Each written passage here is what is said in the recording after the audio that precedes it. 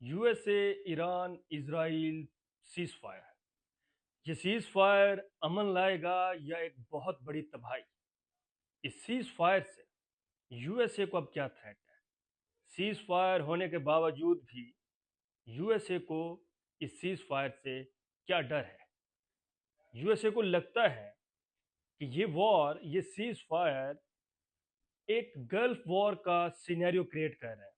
یہ Gulf war جب 1991 میں یو ایس اے نے عراق پر وار کی، جنگ کی، اور پھر صدام حسین کو اس جنگ میں ہرایا، مگر اس کو ہرانے کے بعد کلیئر کوئی پولیٹیکل سیٹلمنٹ نہیں تھی، یعنی کہ عراق میں رجیم چینج نہیں ہوئی، اور پھر یو ایس اے کو عراق کو کنٹین کرنا پڑا۔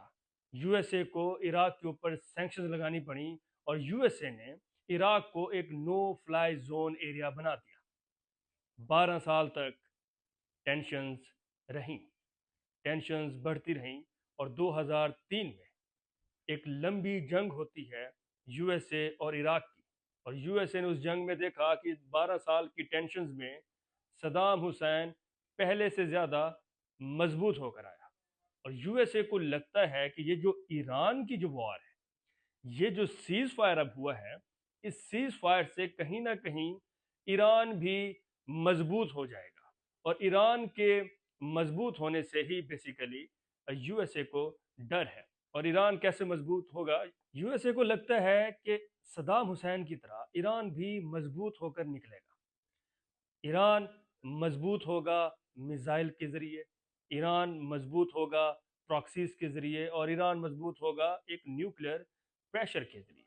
تو یو ایس اے کا جو ڈر ہے وہ یہ ڈر ہے کہ جیسے 1991 میں ہم نے وار کی تھی عراق کے اوپر، اور عراق پھر ایک مضبوط بن کے نکلا، کہیں نہ کہیں ایران بھی پھر اس طرح سے مضبوط بن کے نکلے گا، اور پھر یو ایس اے کو ایک لمبی کنٹینمنٹ کرنی پڑے گی۔ یو ایس اے کو پھر ایئر اور لینڈ پیٹرولنگ کرنی پڑے گی۔ یو ایس اے کو پھر اس ریجن میں اپنی ایئر بیسز اور ملٹری بیسز کرنی پڑیں گی۔ یو ایس اے کو پھر اپنے اس الائنسز کے ساتھ اس ریجن میں آرمی کو ڈپلوائے کرنا پڑے گا۔ یو ایس اے کو پھر ایک لمبی کنٹینمنٹ کے لیے اپنے پیسہ یعنی کہ اپنی اکانومی کو یوز کرنا پڑے گا۔ اس سے کیا ہوگا؟ اس سے یہ ہوگا کہ U S A domestically weak ہو جائے گا۔ یو ایس اے کا domestic pressure U S A کے اوپر بڑھ جائے گا، کیونکہ جب لمبی کنٹینمنٹ میں آپ جاتے ہیں تو لمبی کنٹینمنٹ میں آپ کا پیسہ لگ رہا ہوتا ہے، آپ کی اکانومی لگ رہی ہوتی ہے، آپ کی ملٹری لگ رہی ہوتی ہے، اور آپ کی ٹوٹل جو پالیسی کا جو شفٹ ہوتا ہے وہ صرف اور صرف مڈل ایسٹ کی وار میں ہوتا ہے۔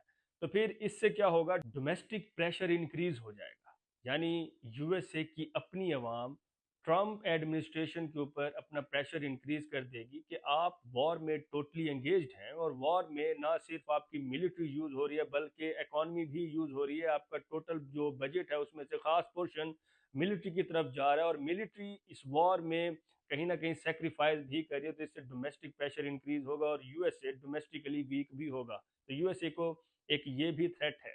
یو ایس اے سمجھتا ہے کہ اس سیز فائر سے جنگ تو رکی ہے، مگر اصل مسئلہ وہیں کا وہیں کھڑا ہے، یعنی نیوکلیر انریچمنٹ۔ نیوکلیر انریچمنٹ ادھر کی ادھر ہے۔ نیوکلیر انریچمنٹ سے ایران مضبوط ہو کر آئے گا۔ نیوکلیر انریچمنٹ تھریٹ ہے اسرائیل کے لیے، نیوکلیر انریچمنٹ تھریٹ ہے یو ایس اے کے لیے۔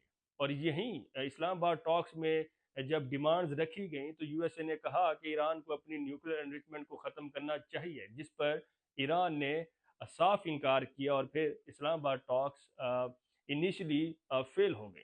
تو یو ایس اے کو جو تھریٹ ہے وہ یہی ہے کہ میں ایران کو اتنے بڑے ایریا کو ریسٹرکچر نہیں کر سکتا، یہاں پہ پولیٹیکلی کوئی رجیم یا اس طرح سے الٹیمیٹ مجھے ایک جیت نہیں مل سکتی، تو کہیں نہ کہیں پھر یو ایس اے کو کمپرومائز کرنا پڑے گا۔ تو یو ایس اے کو چاہیے کہ وہ کمپرومائز کرے، اور پھر ایران کے ساتھ ٹیبل ٹاک کرے، اور ٹیبل ٹاک کر کے کوئی ڈپلومیسی کو پروموٹ کیا جائے، اور کوئی ایک سولوشن نکالا جائے، کیونکہ پولیٹیکلی اگر کوئی سیز فائر ہو اور اس میں پیس نہ ہو تو پھر وہ ایک نیو کولڈ وار ہوتی ہے۔ تو ابھی ہمیں لگتا ہے کہ یہ سیز فائر تو ہو گیا، مگر اس سیز فائر کے ساتھ ہمیں لگتا ہے کہ یہ ایک نیو کولڈ وار نے جنم لیا ہے۔